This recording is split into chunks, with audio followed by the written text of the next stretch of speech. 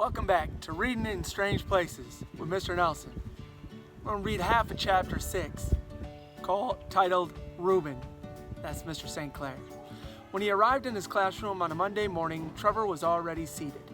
He'd taken a place in the front row like usual.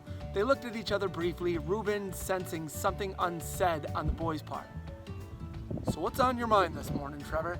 "Mr. St. Clair, are you married?" "No, I'm not." "You ever wish you were?" Reuben remembered Trevor's mother standing in his classroom, remembered something she'd said when he called her son very honest and direct. "Yeah, he's that all right. Only you say it like it's a good thing."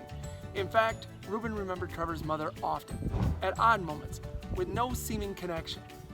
She would return into his memory. How, like a little storm cloud, she blew into his classroom one morning. "It's a hard question to answer, Trevor. I mean, there's marriage, and then there's marriage." "Huh?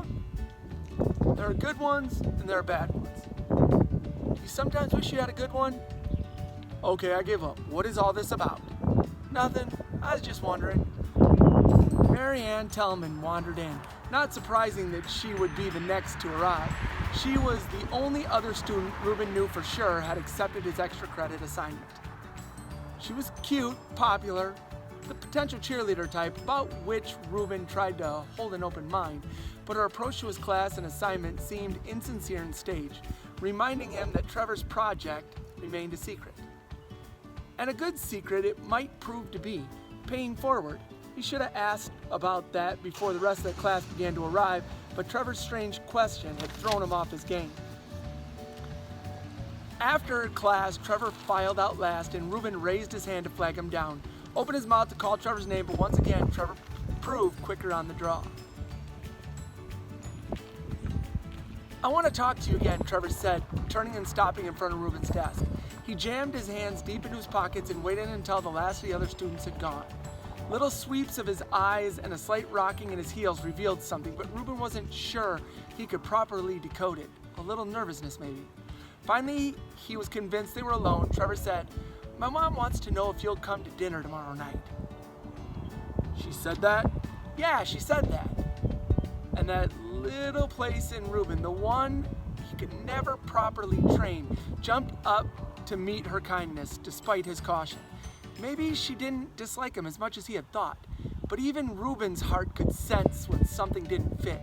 Why does she want me to come to dinner?" "I don't know, why not?" "Because she doesn't like me?" "You met her?" "I met her temper." "Well, maybe she wants to talk about Jerry, my friend Jerry. He's part of the project, but she doesn't like him at all. I think she wants you to help her, sort of work it out. Something about that." This invitation was becoming grounded now in Reuben's mind and something that made sense and fit with everything else he knew so far. "Couldn't we have a private parent-teacher conference here at school?" "Oh, here at school? Well, I asked her, but she said, she works hard and all, 2 jobs. She said it'd be nice if you could come over." "I guess that would be okay. What time are we talking?" I'll have to ask her. I'll let you know tomorrow." Tell you what, I'm going to stop it there because we found a good stopping place.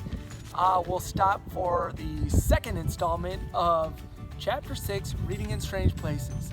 See ya in a new chapter in a new location.